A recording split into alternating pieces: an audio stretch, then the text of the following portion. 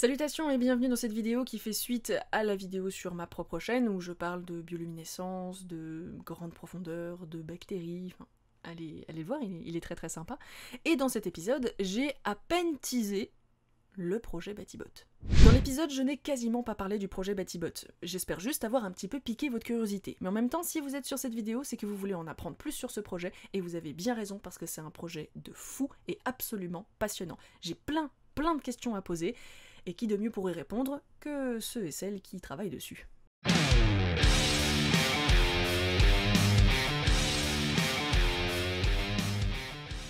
Bonjour, alors déjà avant de commencer à parler du projet, je vous laisse vous présenter. Donc qui veut commencer?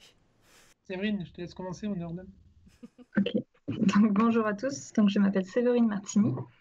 Je suis chargée de recherche au CNRS et je travaille à l'Institut méditerranéen d'océanographie qui est situé à Marseille, qui fait partie de l'OSUP-ITEAS et de l'Université Aix-Marseille. D'accord. Mon domaine de recherche principalement, c'est autour de la bioluminescence, qui concerne du coup tous les organismes, aussi bien des bactéries que du zooplancton, qui émettent de la lumière par eux-mêmes, et principalement dans les grands fonds. Voilà, moi je suis Christian Tamburini, directeur de recherche au CNRS, dans le même labo que Séverine, donc au MIO et à l'Institut PITEAS. Et mon domaine de recherche est centré sur le milieu océanographique profond, avec un focus particulier sur les micro-organismes qui y vivent, et notamment les micro-organismes bioluminescents. Voilà. Alors j'imagine que pour ce projet, alors j'ai très peu parlé du projet dans la vidéo que normalement les gens ont vu avant de voir notre discussion.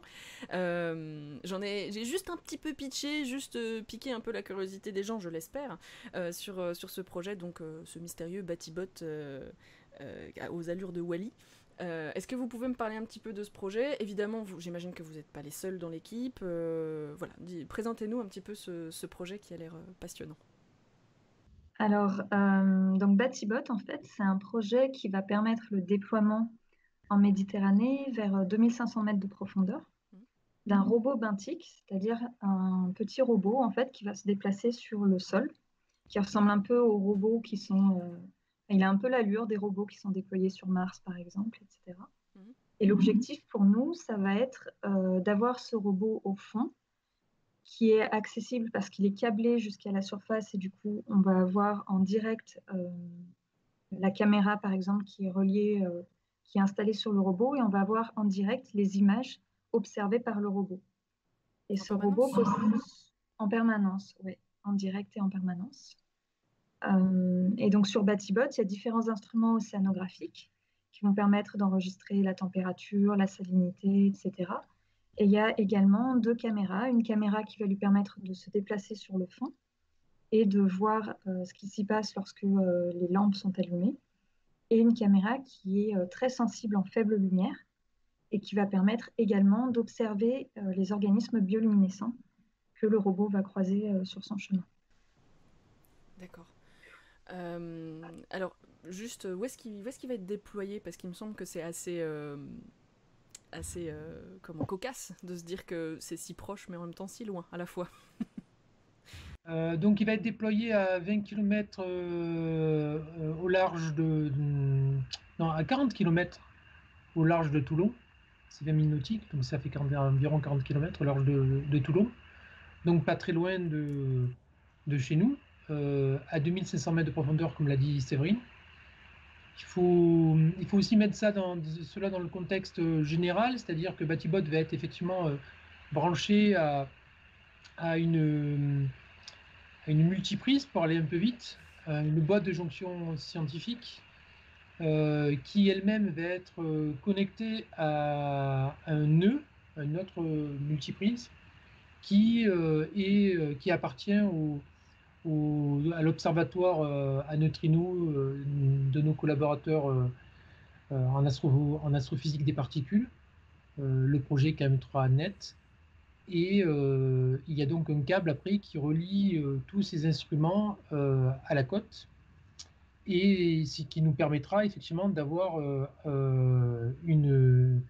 une prise de fonction sur Batibot et une visualisation de ce que fait Batibot en direct et 24 heures sur 24. Donc il sera téléopérable à n'importe quel moment.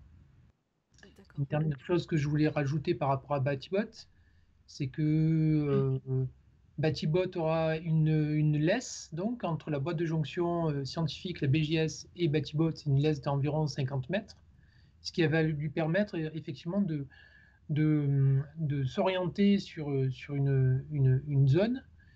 Et il a aussi, il y aura un colonisateur profond qui va être mis au fond de l'eau, qu'on a nommé Batirif, un colonisateur qui est bio-inspiré, designé par Tangram Architects et qui a été fabriqué par la société Vika. D'accord. Voilà. Donc, en gros, très concrètement, ce qui va être... c'est pas encore déployé, là, pour le moment. Ouais.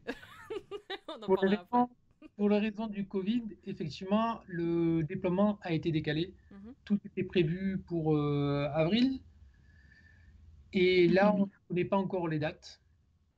Et donc, pour répondre aussi à la question dont tu posais tout à l'heure, effectivement, c'est pas que nous, Batibot, c'est un projet, comme je l'ai dit, avec les collègues astrophysiciens, mais aussi la division technique de l'INSU, qui nous aide sur tous les aspects techniques, connexion. Enfin, voilà, nous, on risque de faire joujou après. On va faire les tests avant, et évidemment, on va profiter qu'il ne soit pas encore à 2500 mètres pour continuer une batterie de test. Donc, du coup, très concrètement, il va y avoir le robot en lui-même qui va descendre, avec la fameuse multiprise dans laquelle il va rentrer de temps en temps, c'est ça, pour retransmettre ses infos, des choses comme ça, c'est ça? Non, il sera connecté un peu comme... Il est connecté en Ethernet, quoi. Voilà. Ok. Il est filaire, il n'est pas sans fil. D'accord. Donc, en fait, il va se balader dans un rayon de 50 mètres, c'est ça? Ouais. Et c'est une limitation technique ou ça fait partie du protocole qu'il ne se déplace que sur cette zone-là? C'est juste qu'on pouvait pas le laisser se balader tout seul sur batterie et puis après revenir à son, je sais pas, un point de chargement. Enfin, c'était... Pourquoi le faire se balader en laisse? Pour l'instant, c'est une limite technique, effectivement, liée au robot. Limite technique et financière, pour être clair, on pourrait éventuellement imaginer une laisse qui fasse 200 mètres de long. Donc, potentiellement, on pourra, s'il est sage, lui faire une rallonge. Mais c'est aussi, d'un point de vue technique, l'avantage, c'est d'avoir des données de caméra en temps réel. Et ce qu'on n'aurait pas si on le laisse se balader effectivement tout seul. Le faire balader tout seul, ça implique de programmer le robot et d'avoir les images avec un délai. Et effectivement, pour l'instant, potentiellement, c'est ce qui pourrait être réalisable dans quelques années, d'après les fournisseurs et d'après les techniques qui évoluent. Mais le choix a été aussi volontaire pour aussi, en fait, on va apprendre avec Batibot, parce qu'on ne connaît pas grand-chose de ce qui se passe là-dessous. Donc, au début, ça va être des déplacements manuels qui, petit à petit, j'espère, vont être automatisés, mais avec l'avantage d'avoir une visualisation en direct de ce qu'on voit. D'accord, parce que oui, après, il faut pas oublier que juste on l'envoie pas au fond d'une piscine, on l'envoie à 2500 mètres, c'est ça? Donc les conditions sont vraiment pas les mêmes. Quelles sont un peu les conditions dans lesquelles ce robot va être plongé et qu'est-ce qui a dû être renforcé par exemple par rapport à un robot qu'on plongerait pas aussi profondément? Est-ce que vous pouvez m'expliquer un petit peu les défis qui ont dû être relevés techniquement? Alors, par rapport aux conditions dans lesquelles le robot va évoluer, effectivement, à 2500 mètres de profondeur, ça veut dire qu'on a une pression qui est très forte. On a aussi, comme c'est un robot qui se déplace au niveau du sol, il y a aussi des sédiments qui vont potentiellement être suspendus par les courants, etc. Le courant peut aussi varier en intensité au cours du temps. Après, il y a aussi, enfin, par rapport à la laisse et le fait que le robot soit relié par une laisse, etc., ça veut dire aussi qu'on doit être conscient des mouvements qui sont effectués par le robot pour éviter justement d'avoir des problèmes, par exemple d'enrouler la laisse, etc. Enfin, on se balade quand même dans un environnement qui n'est pas forcément complètement homogène, etc. Après, concernant les adaptations qui ont dû être faites sur BatiBot, pour les caméras, il y a des caissons qui sont adaptés justement à cette très forte pression. Après, je ne sais pas, Christian, s'il y a d'autres adaptations que tu voulais mettre en avant. Non, c'est essentiellement ce que tu as dit. C'est Les chenilles, peut-être. Pardon? Les chenilles de BatiBot aussi. Oui, c'est des chenilles qui ont été a priori assez éprouvées par un autre système qui a été mis sur Neptune Canada, mais à 800 mètres de profondeur. Donc nous, là, on va être effectivement à 2500 mètres de profondeur, c'est 250 bars de pression. Mais c'est les questions, c'est plutôt oui, les caissons et également l'adaptation, ça peut être aussi la flottabilité, c'est-à-dire que BatiBot fait en gros 250 kg à l'air. Donc à 2500 mètres, on a mis une flottabilité qui va lui permettre pas d'avoir une flottabilité nulle, mais il pèsera dans l'eau à 60 kg. Et voilà, c'est ce genre d'adaptation. Et après, effectivement, toutes les connectiques électriques, c'est des prises spéciales, quoi. Ouais. Ça doit être étanche à 250 bars de pression. Voilà. D'autant plus que il faut que ça tienne plus de 2 semaines, parce qu'il me semble qu'il est censé être plongé là-bas pendant assez longtemps. Exactement. Tout à fait. Donc, il va être déployé à long terme avec une maintenance annuelle, je crois. Mais a priori, oui, c'est pour une dizaine d'années, a priori, pour commencer effectivement à avoir des données à long terme sur ce site en particulier. Donc on va avoir en fait un œil pendant au moins 10 ans sur ce qui se passe dans les fonds, sachant que de base on n'y connaît pas grand-chose au fond. Voilà. Et c'est la première fois que ce genre de projet est déployé, je sais pas, dans le monde, ou peut-être en Méditerranée seulement, je sais pas. Alors, par rapport à ce que Christian disait tout à l'heure, effectivement, il y a une autre version de ce type de robot qui a été déployé au large du Canada, sur un observatoire qui s'appelle ONC, Ocean Network Canada, mais à des profondeurs différentes. Et en Méditerranée, c'est la première fois qu'il va être déployé, oui, tout à fait. Oui, ce qui est intéressant aussi, c'est que non seulement parmi les difficultés de mettre cet instrument, mais aussi les autres instruments qui vont être mis à côté de BatiBot, comme je l'ai dit tout à l'heure, le colonisateur profond d'inspiration biomimétique, BatiRif, il va falloir les mettre à 2500 mètres de profondeur, et c'est pas juste on prend un bateau, on le pousse et il atterrit. Donc, ça va être une logistique qui va être assez énorme avec le navire de la flotte océanographique française, le pourquoi pas, et normalement le Nautil, le sous-marin qui va permettre justement de faire les différentes connexions à 2500 mètres de profondeur, et aussi de positionner les différents ateliers de BatiBot là où sera installé BatiRif, et on veut installer BatiRif de telle manière qu'il soit perpendiculaire au courant, par exemple.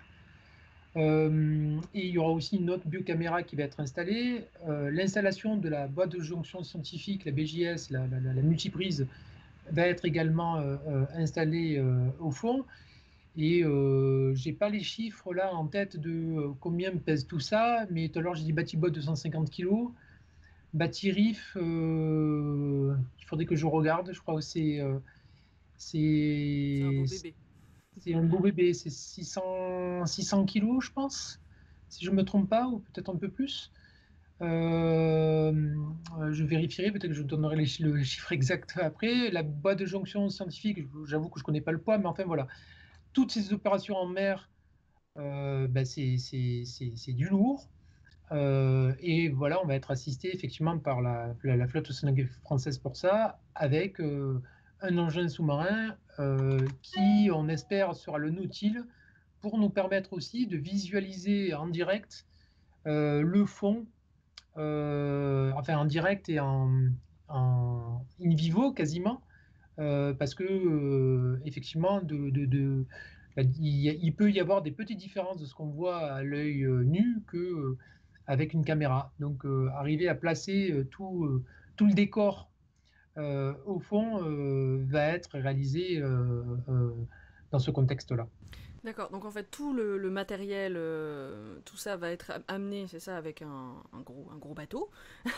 Et après, c'est un sous-marin, donc le Nautil, c'est ça, vous espérez que ce sera le Nautil, qui va descendre avec des humains dedans. Du coup, il y a des humains qui vont descendre avec le sous-marin.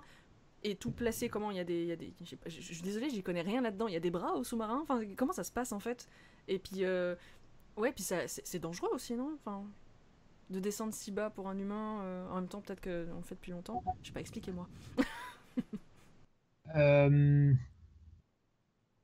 alors le sous-marin, il commence à avoir une sacrée expérience. Là aussi, je suis pas bon en chiffres, donc je sais plus à combien de milliers de plongées il est.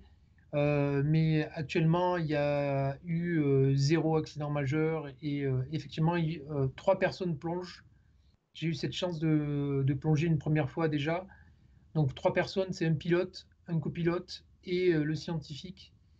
Et je ne dirais pas que enfin, le risque zéro n'existe pas, évidemment, mais voilà, il n'y a pas eu dans ce type de sous-marin habité qui est capable d'aller jusqu'à 6000 mètres de profondeur d'accident majeur. Et l'équipe qui pilote, qui gère et ce sous-marin est une équipe aguerrie et qui a une sacrée expérience. Donc on n'y pense pas en fait. Mm, On a tellement les yeux qui brillent que.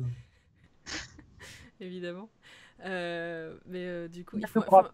il faut un entraînement particulier pour pouvoir descendre avec le. Par exemple, comme les plongeurs avec les niveaux, les choses comme ça, avec le sous-marin, ou pas? Non, c'est le sous-marin lui-même qui fait les étapes, peut-être. Non, il y a non, alors dans la sphère du sous-marin, on reste à pression atmosphérique. Mm. C'est la sphère qui est capable d'encaisser la pression. Alors c'est une sphère enfin c'est une sphère donc et qui est capable d'encaisser jusqu'à 600 bars de pression. Donc non, on rentre et on ressort aussitôt que le sous-marin est en surface. Alors, du coup, avec des yeux d'humain, quand on descend si profondément, qu'est-ce qu'on voit? Euh, Comme j'ai dit, j'ai eu la chance de faire une première et pour l'instant ma seule plongée en sous-marin. Et effectivement, quand le sous-marin descend, ben, malgré le fait qu'on travaille depuis quelques années avec Séverine sur la bioluminescence, de voir effectivement cette bioluminescence qui est un peu partout lorsque le sous-marin descend, c'est quelque chose d'assez hallucinant, même si on connaît les chiffres, même si tout ce qu'on veut. Voilà.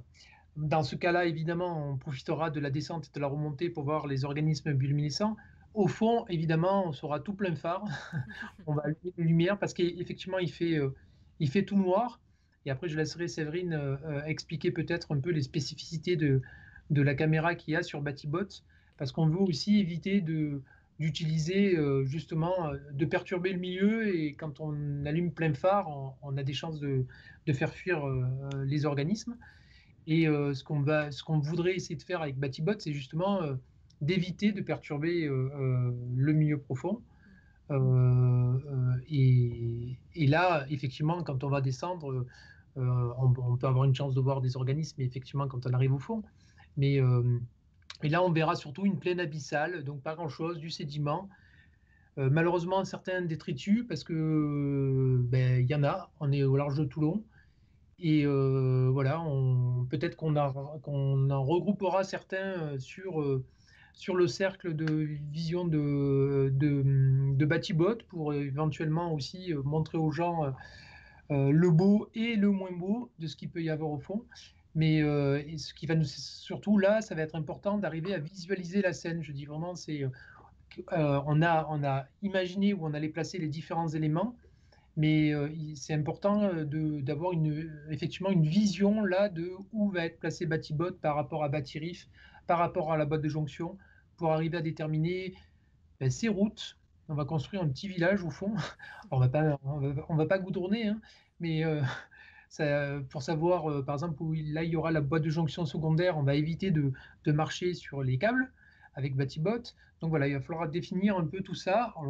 C'est prévu sur le papier, mais évidemment, entre ce qui est prévu sur le papier et ce qu'on trouvera au fond, il va falloir un peu s'adapter.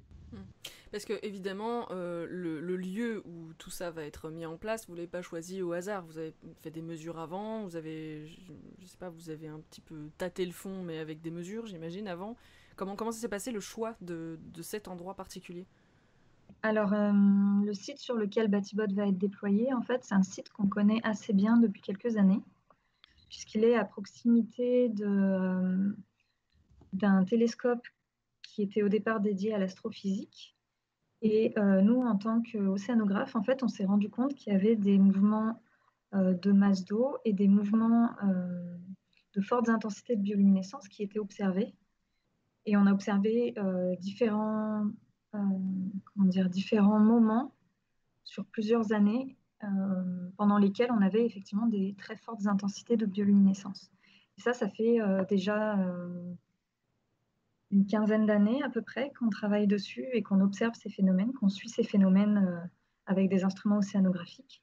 Et on s'est rendu compte en fait que c'était lié à des mouvements de masse d'eau dans le golfe du Lion qui, pendant les hivers très froids et très venteux, sont refroidis à la surface dans le golfe du Lion et vont couler, comme ces masses d'eau sont plus denses, elles vont couler vers le fond de la Méditerranée et se propager jusqu'au site sur lequel on travaille avec Batibot.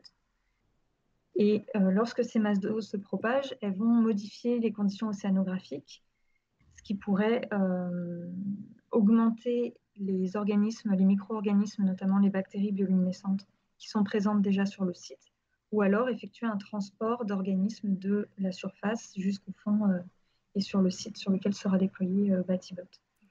Et donc nous, ces mouvements et ces moments pour lesquels on a une très forte bioluminescence, on les a observés de façon quantitative, en fait, avec des instruments qui permettaient d'observer la température, la salinité, l'intensité des courants, etc. Et la quantité de photons lumineux qui étaient enregistrés sur le site, sur ce site-là d'intérêt, au large de Toulon. Et en fait, ce qu'on voulait en déployant désormais Batibot, c'était également avoir une image, vraiment une information qualitative de ce qui se passe pendant ces moments de très forte intensité de bioluminescence, par exemple, et pendant ces mouvements de masse d'eau. Et d'avoir aussi une vision à long terme, donc ce qui se passe pendant ces mouvements de masse d'eau où on a effectivement des événements de bioluminescence, mais également ce qui se passe le reste de l'année quand on n'a pas de mouvement de masse d'eau et que la situation est plus calme également. Et l'objectif de Batibot, du coup, avec cette caméra très haute sensibilité à la lumière, c'est éventuellement de répondre à la question de savoir si on a plutôt une resuspension de sédiments avec des bactéries qui sont associées et que cette bioluminescence est plutôt liée à des micro-organismes attachés par exemple à des particules, etc. Ou alors si on a vraiment des arrivées d'autres organismes éventuellement de la surface, dont certains de ces organismes sont bioluminescents et qui du coup sont impliqués dans ces phénomènes lumineux qu'on a observés déjà auparavant.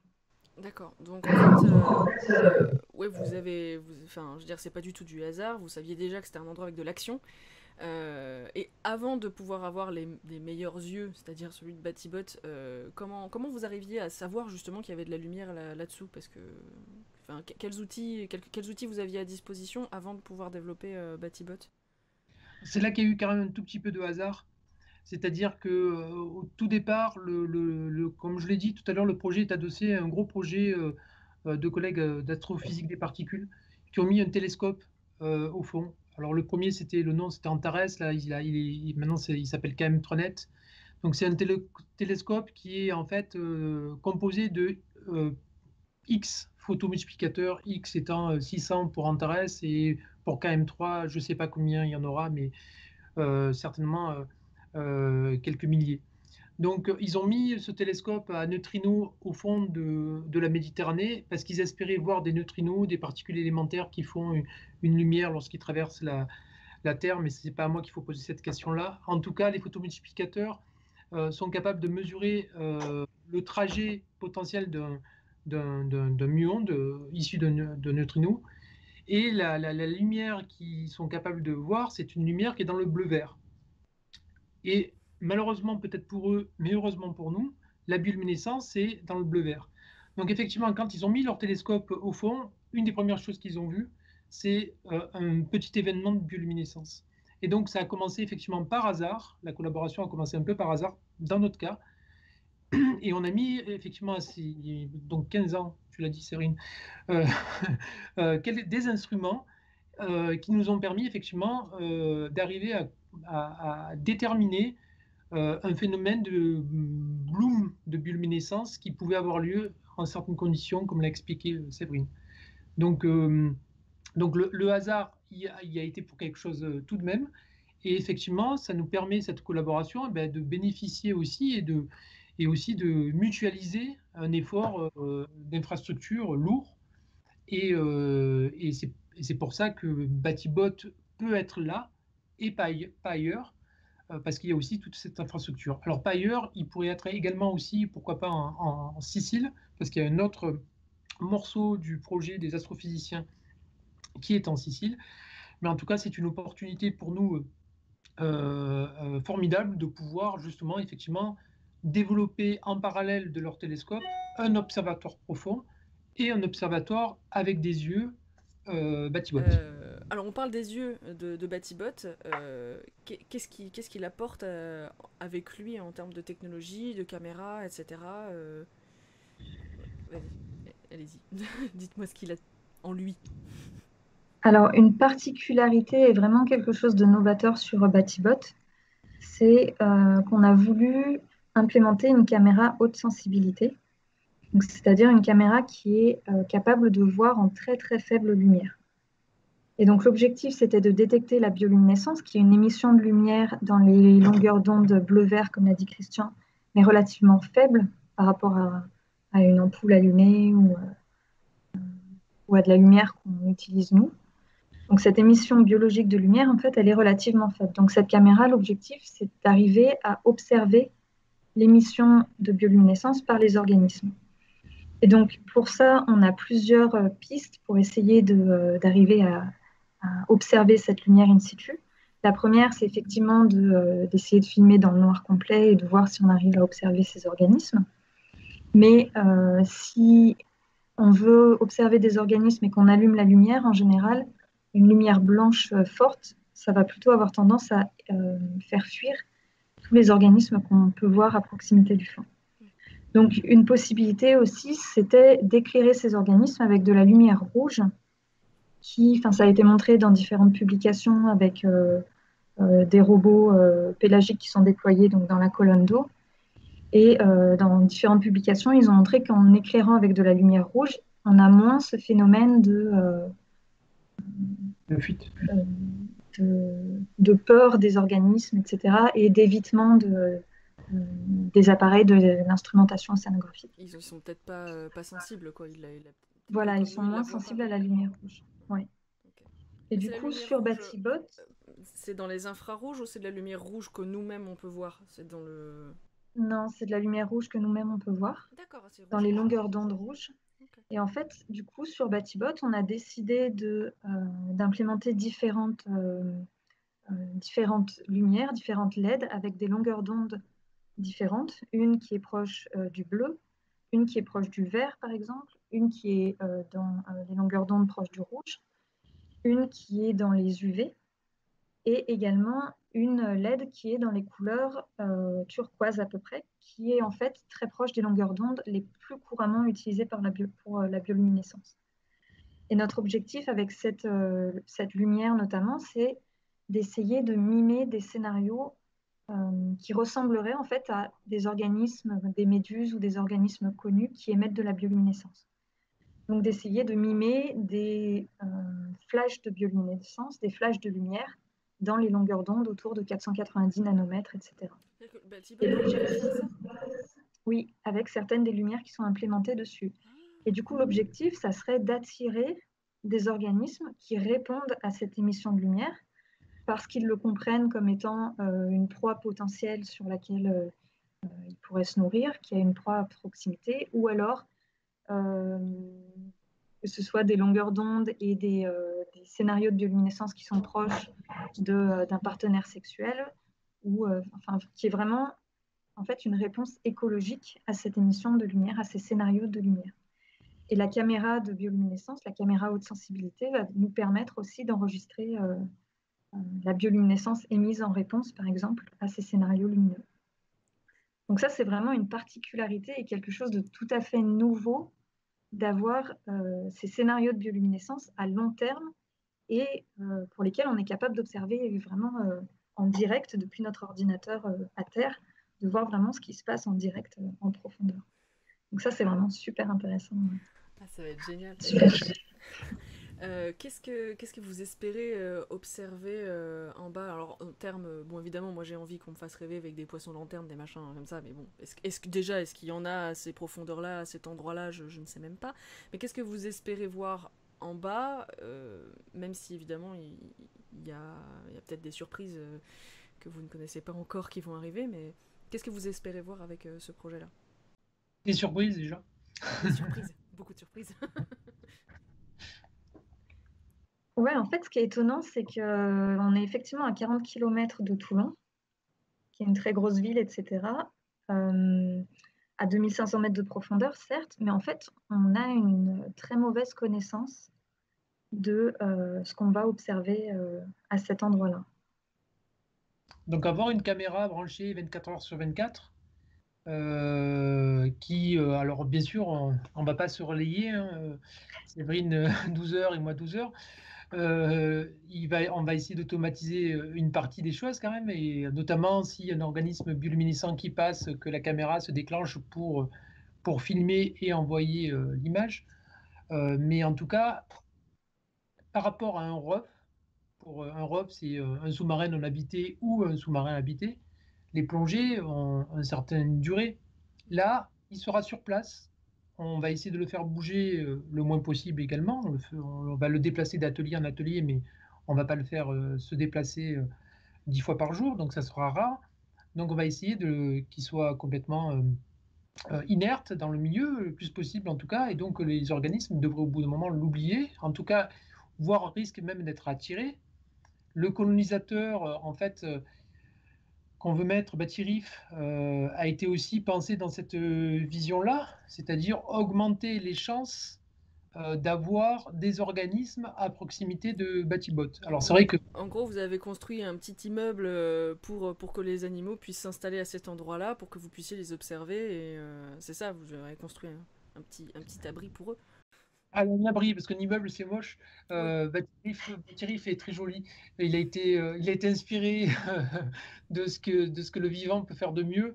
Et donc, avec plein d'infractuosité, l'idée étant, il y avait deux idées avec Batirif. C'était un, pourquoi pas, de soulever, enfin, que ce Batibot puisse prendre un peu de hauteur. Ça fait du bien à tout le monde de temps en temps. Et même à Batibot. Donc, 1 mètre de hauteur, ça évitera, par exemple, quand il y a de forts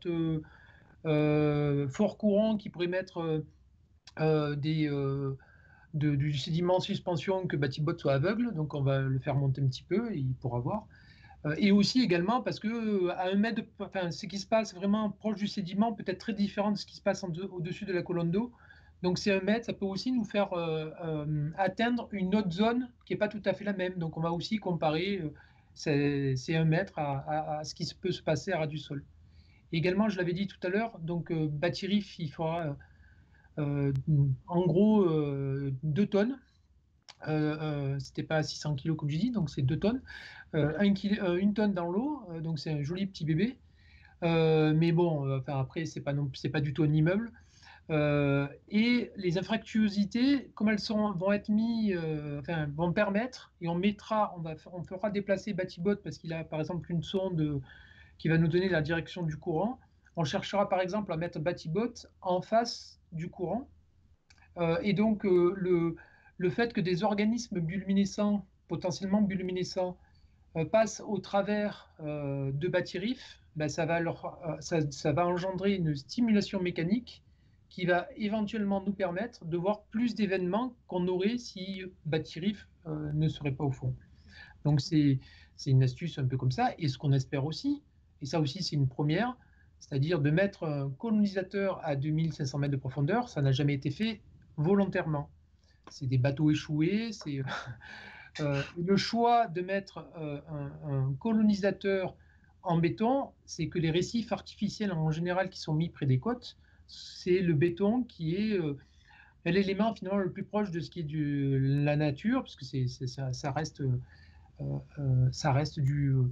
à base de minéraux, quoi. Et enfin, on ne sait pas ce qui va s'agréger sur Bâti-Rif, mais on est sûr que quelque chose va s'agréger. Et ce qui est intéressant, c'est que ce qu'on veut voir aussi, c'est l'évolution des choses qui vont s'agréger sur Bâti-Rif. Et du coup, comment petit à petit va se créer, on espère, un oasis.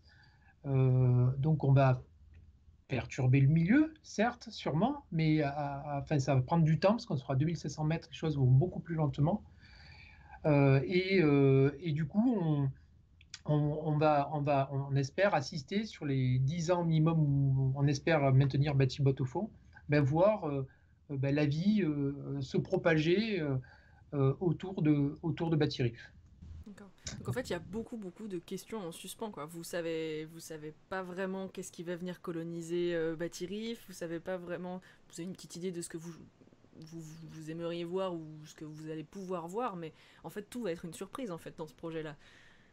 C'est absolument passionnant, c'est génial. Après, évidemment, on espère bien arriver à avoir des choses complètement nouvelles, et sinon on ne ferait pas de recherche. Mais il y a aussi sur des choses un peu plus à long terme, Bâtibot va être tous les ans ou tous les 2 ans, on va le récupérer pour faire la maintenance. Et petit à petit, on va rajouter aussi certains capteurs, et notamment il est prévu de mettre un profileur Benti qui va nous permettre aussi d'aller mesurer à l'intérieur du sédiment. Donc petit à petit, on va avoir de plus en plus d'informations, et aussi d'avoir un robot comme ça qui est sur du long terme, et il va être un instrument multi-instrumenté avec différents types de sondes, etc., qui va être posé sur les sédiments et qui va être le pendant d'un autre instrument qui a été mis à l'eau il y a maintenant quelques années, une ligne instrumentée qui part du fond vers la surface. Et donc ça nous permet d'avoir on va tenter une compréhension générale de ce qui se passe dans cet environnement, et notamment sur du long terme, et aussi pour voir l'effet du changement climatique. L'effet des changements, l'augmentation des températures, éventuellement la diminution de l'oxygène. Donc ça, c'est à long terme, et c'est aussi pour ça qu'on a besoin de rester longtemps. Ouais. Donc la base, quasiment, c'est ça, mais on n'aurait pas forcément besoin de robots. On aurait pu mettre juste, il y avait déjà quelque chose, une sorte de truc qui arrivait au fond avec bardé d'instruments. Là, le fait d'avoir un robot, ça va nous permettre d'avoir plusieurs ateliers et aussi des yeux, comme l'a expliqué Séverine.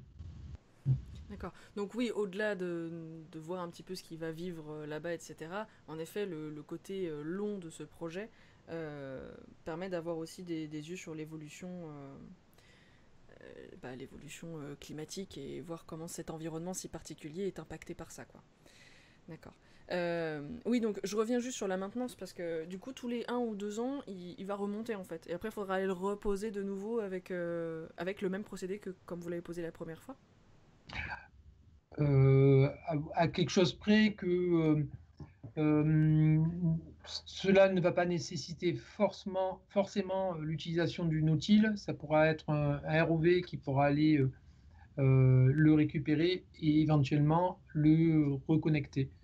Les choses auront été préparées au mieux, et le chantier aura été préparé au mieux avec le Nautil, et ça pourra être ou le Nautil ou un ROV, c'est-à-dire un engin qui est télécommandé depuis la surface, qui permettra effectivement de récupérer Bâtibot, de faire la maintenance, en gros enlever, on espère juste enlever la poussière qui sera peut-être trop dans les caterpillars, les chenilles, mais voilà, et changer les sondes également, enfin renouveler, Nettoyer les caméras. nettoyer les caméras, puisqu'il va certainement y avoir du biofouling, effectivement, enfin, etc., etc. Pour revenir en fait sur un thème un peu plus général, c'est pour ça que ça m'énerve d'avoir perdu ma question parce qu'elle n'était pas générale, mais tant pis. Sur un thème un peu plus général, comme vous l'avez dit au tout début, les fonds, puis même je le dis aussi dans l'épisode, les fonds marins, on les connaît quasiment pas. Qu'est-ce qui fait selon vous que qu'on connaisse quasiment pas les fonds marins? Parce que oui, alors évidemment, il y a un problème d'accessibilité, etc. Mais l'espace aussi. La Lune aussi, elle n'est pas très facile d'accès. Pourquoi, selon vous, vraiment, on connaît si peu sur quelque chose qui recouvre une énorme partie et la majorité de notre planète? Pourquoi on en sait si peu? C'est quasiment une question philosophique. Ouais. Non, je suis d'accord. Bah ouais, c'est... Non, juste un peu, pour refaire un petit peu le côté technique, en effet, il y a des hautes pressions, des choses comme ça, mais pourquoi, quoi? Pourquoi pourtant, vous n'êtes pas que deux, j'imagine qu'il y a plein d'autres gens qui travaillent aussi sur ces choses-là, mais la recherche, c'est très long, Il y a quand même eu, une des grandes limites, c'est quand même d'arriver à avoir la technologie pour accéder à ces milieux-là. Même quand il y a des missions, et qu'on utilise des ROV, comme ce dont Christian parlait, finalement, c'est une vision très instantanée de ce qui s'y passe. On prend un bateau, on sort à la journée, on fait une plongée ROV qui va durer peut-être une dizaine d'heures, et on rentre le soir ou à la fin de la semaine, etc. Mais malgré tout, cette observation, elle est très instantanée. On observe à un endroit une profondeur ou quelques profondeurs pendant une journée, quelques jours, etc. Donc on a vraiment une vision assez incomplète des choses. Et là, en utilisant des observatoires, on regarde une autre dimension finalement, qui est la dimension temporelle. Donc on ne va plus faire une plongée avec un bateau et regarder dans la dimension verticale. Là, on va être à un endroit fixe, certes, mais regarder au cours du temps, qui va être une dimension du coup temporelle. On regarde moins loin sur un espace restreint, mais plus longtemps. Donc on voit d'autres choses peut-être. Donc finalement, on est encore assez limité, oui, par les technologies qu'on utilise, développer effectivement des capteurs qui nous permettent de descendre suffisamment profond. Il y a très peu, par exemple, d'instruments océanographiques qui permettent aussi d'échantillonner des organismes qui font quelques centimètres, etc., dans les grandes profondeurs, et de les remonter en étant le plus proche de leurs conditions, les conditions dans lesquelles ils vivent. Donc de maintenir la pression pour, par exemple, des poissons ou même des méduses ou quoi, et de les remonter en gardant la température, la pression dans lesquelles ces organismes vivent, c'est encore quelque chose qui est très compliqué et où il y a finalement peu de laboratoires dans le monde qui arrivent à faire ça, et encore moins en routine ou à différents endroits du globe, etc. Donc finalement, on connaît encore peu de choses et les caméras, c'est une façon d'observer la diversité, la biodiversité dans ces environnements-là, mais finalement, ça reste une façon qui a elle aussi ses limites parce qu'on observe, mais on n'est pas capable de faire des prélèvements ou parce qu'on ne va pas récupérer ces organismes.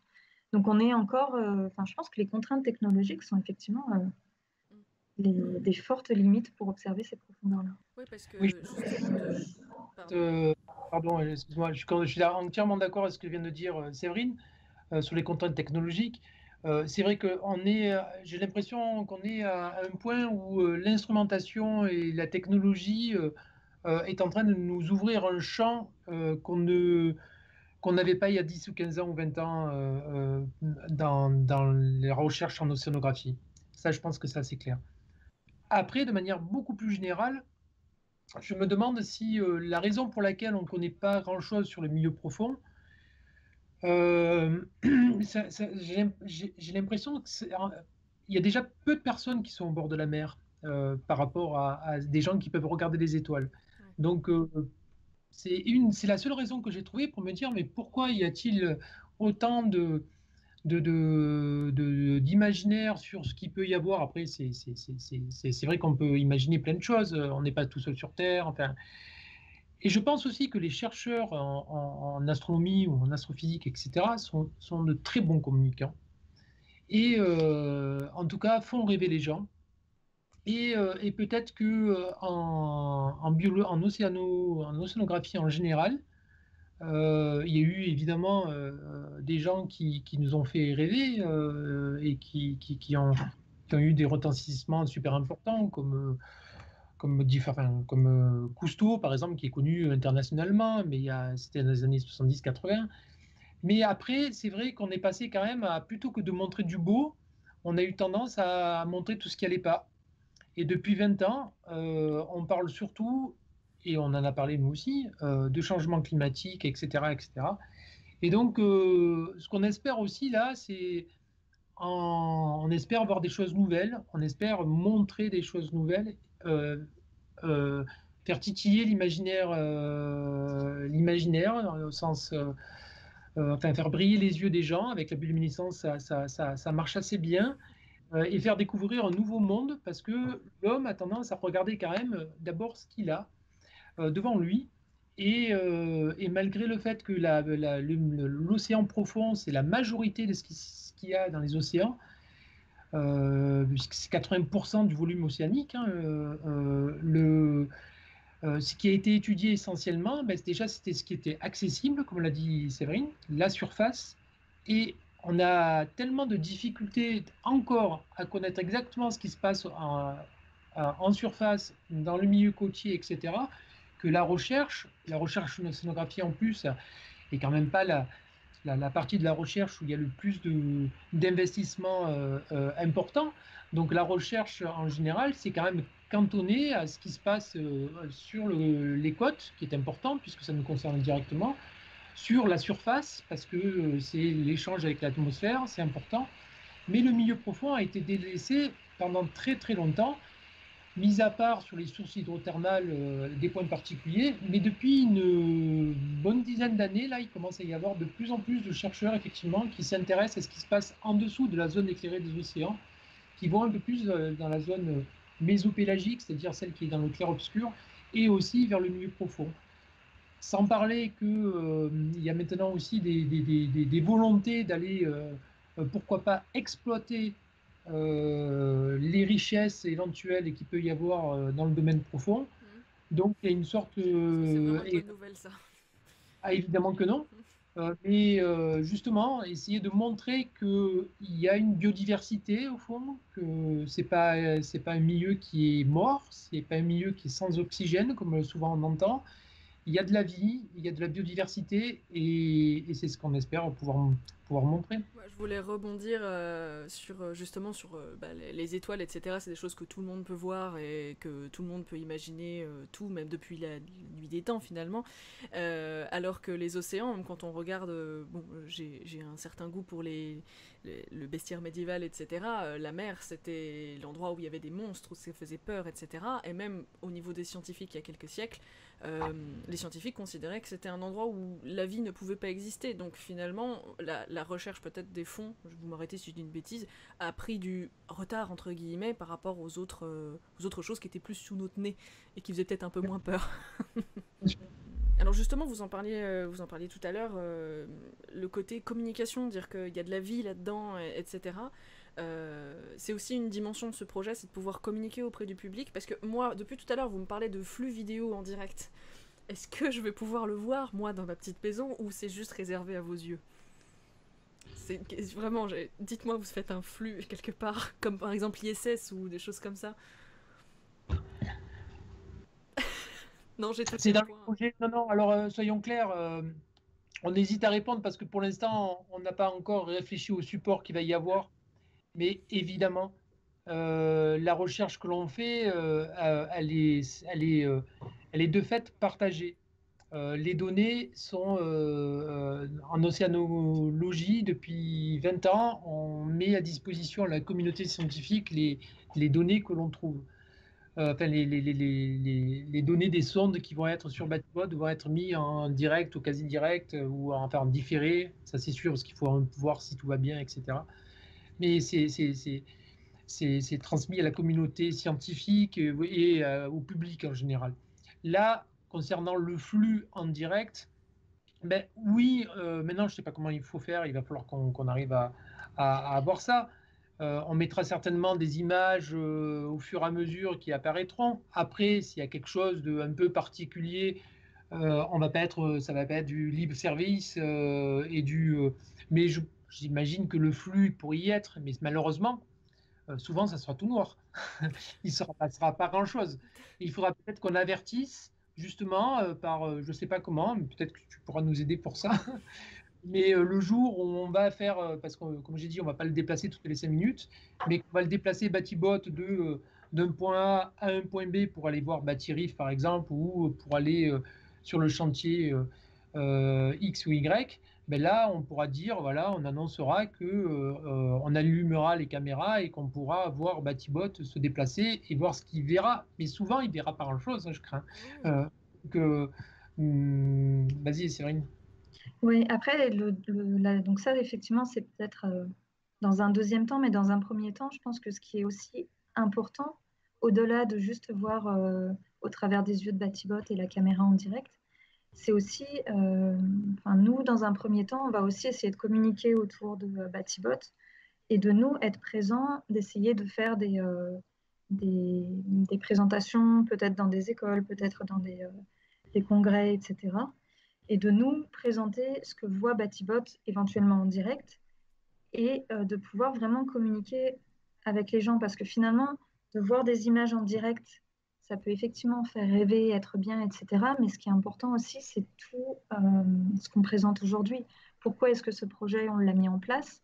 Qu'est-ce qu'on espère voir? Pourquoi est-ce que c'est important d'aller explorer et d'être en continu et en direct, en milieu profond, etc. Et finalement, je pense que dans la communication, la sensibilisation, il y a aussi toute cette partie où il y a un côté scientifique qui est important et qui va avec le fait d'avoir des belles images, etc. Et je pense que dans un premier temps, que nous, on communique et qu'on puisse échanger avec les gens qui sont intéressés par ces images, c'est primordial. Et après, oui, éventuellement, les images pourront être visionnées, etc., si on voit des choses extraordinaires. On avait prévu, par exemple, de participer au Congrès mondial de la nature, l'UICN 2020, qui devait avoir lieu au mois de juin. Donc, tout était calé. Avril, on mettait Batibot à l'eau, Batirif et compagnie. Et au mois de juin, on présentait un joli film qui montrait Batibot et on montrait Batibot en direct. Bon, on a tous subi ce confinement et donc là, malheureusement, le congrès, heureusement, le congrès n'a pas été annulé mais déplacé. Il sera en janvier. L'IUCN sera en janvier normalement, si tout va bien, à Marseille. Ça sera avant que Batibot soit 2500 mètres de profondeur. Mais ce qu'on espère, c'est pouvoir, on peut recommencer à travailler quasiment normalement. On va faire des essais en piscine. Alors, ce ne sera pas la même chose, mais on pourra le présenter, et on espère effectivement attirer les gens pour qu'ils soient intéressés dans leur curiosité scientifique. L'intérêt scientifique qu'on veut y mettre, c'est effectivement ce qu'on veut faire en montrant le beau. Voilà, oui, c'est clair. Et on espère après, quand on mettra Batibot enfin à l'eau, qu'on ait un public qui suive et qui voit en direct ou semi-direct les choses qu'on pourra faire, voir et expliquer. Parce que c'est clair que dans la sensibilisation, parce qu'évidemment il y a une grosse...